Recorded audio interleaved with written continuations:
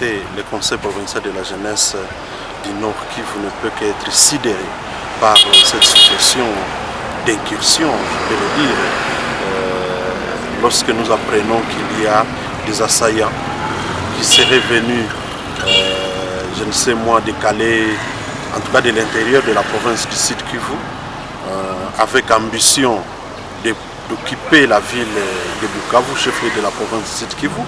Nous ne pouvons qu'être sidérés, dis-je, et à l'occasion exprimer tout notre sentiment de nationalistes en appelant les Congolais de partout à l'unité, au nationalisme et particulièrement aux populations du Sud Kivu et en particulier les jeunes, parce que nous avons suivi sur les réseaux sociaux des chansons scandées par-ci par-là voulant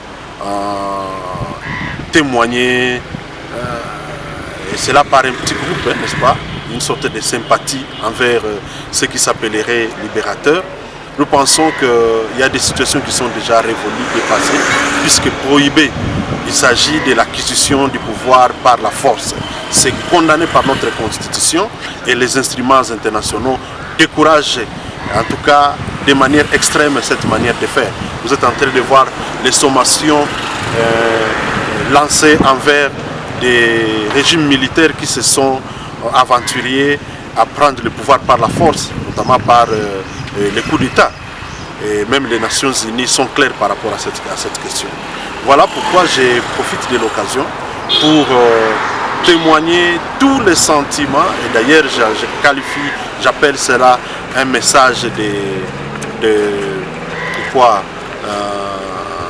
un vibrant hommage à nos forces loyalistes qui ont réussi à défaire, n'est-ce pas, ces assaillants qui seraient déjà en fuite vers l'intérieur de la province. Et j'encourage toute la stratégie de nos forces loyalistes pour mettre la main sur tous ces éléments. Mais alors je profite de l'occasion pour appeler à une attention, pour ne pas confondre les assaillants aux paisibles populations, surtout aux jeunes.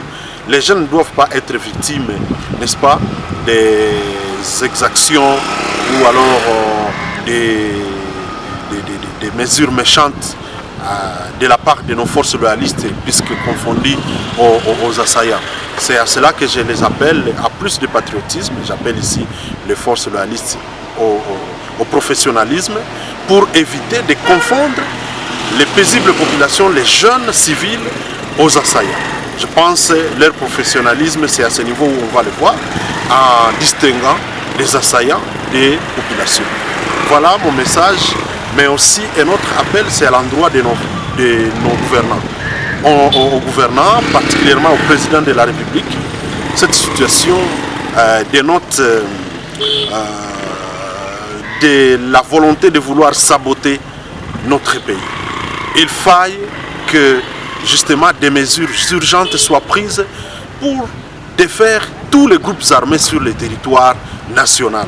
Et d'aucuns ignorent que l'Est est le bastion des groupes armés, notamment le Sud Kivu qui a échappé de justesse à cette mesure de l'état de siège. C'est ici l'occasion de demander au président de la République d'user de tous les moyens lui conférés par la Constitution, notamment les moyens politiques, financiers et tout ce qu'il y a comme service, notamment l'armée, les services spécialisés, pour mettre hors d'état de nuire tous les ennemis de la paix, tous les ennemis du pays, partout où ils se trouvent, sans tenir compte de leur rang ni leur provenance.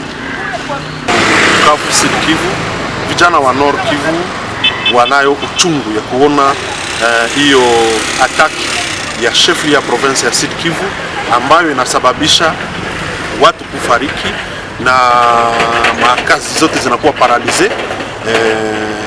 Tunaona mwingine ya Sud Kivu inakuwa desert tangu asubuhi.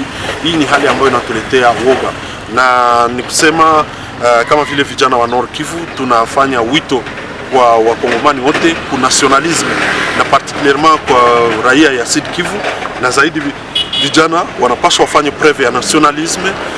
Wale wote wenye kuwa nje ya province ya Sud Kivu wajiunge kimoyo na wale watu wa Sud Kivu wenzetu wa Kongomani na kupitia hiyo tunaomba kuweza kulaumu hilo tendo la wale wa asaya ambao tunasikia eti wametoka sijue Kalehe, atoka katika interior ya province ya Sud Kivu. Hii ni hali ambayo inaonyesha kama kunakuwa nia ya kuendelea kusabote nchi yetu, na hii inapaswa kuinterpele kwanza rais wetu na mainstitutions zingine zote ambazo zinahusika, na particulierement jeshi zetu. Tunawaza kama hii hali inapaswa kutuinterpele zaidi viongozi kusema hizi kundi haramu zinazomiliki silaha zinapaswa zikuwe zote aneanti bila distinction, bila kuangalia rang ya watu, bila kuangalia provenance ya watu, kwa sababu ni waadui wa nchi yetu. Na kupitia hii tunalomba pia jeshi letu tunapoliencourage kwa kuweza kukimbiza wale adui na kuwashika wamoja kati yao, tunawalomba wafanye preve ya hiyo tunaita professionalism. Professionalism kwa nini? Kwa sababu tunayooga kusema wanapofuata wale kundi haramu waweze pia kushika raia zaidi vijana wawaasimile wa combattant. Ni hapo tunalomba hiyo professionalism kusudi vijana wasiwe victime injuste ya kukuwa assimile kwa groupe armé. Hiyo ndio message kubwa tunayo kusudi isiende kanguka katika hali ya maka ya violation des droits de l'homme, ikiwa kama jeshi letu linaweza kuabize na pouvoir ambao wanayokuwa nao ya leta kwa kuweza kugandamiza vijana.